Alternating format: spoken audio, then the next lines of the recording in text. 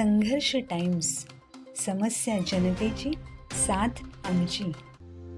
कर्जतमध्ये मुंबईकर युवकाचा पाण्यात उडी मारताना दगडावर आदळून मृत्यू.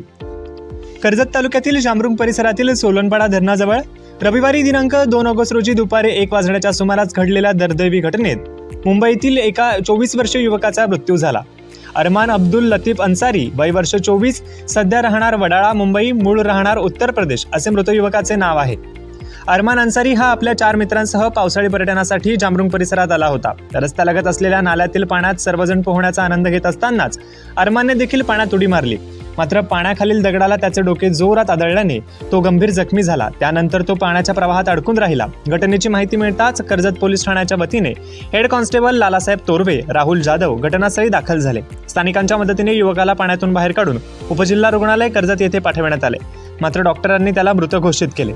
पावसाळ्यात धबधबे, नद्या आणि नाले परिसरात पर्यटकांची गर्दी वाढत असून धोकादायक ठिकाणी पोहणे व उड्या मारणे जीवावर बेतू शकते अशी चिंता स्थानिक नागरिकांनी व्यक्त केलेली आहे. या प्रकरणी कर्जत पोलीस अधिक तपास करीत आहेत.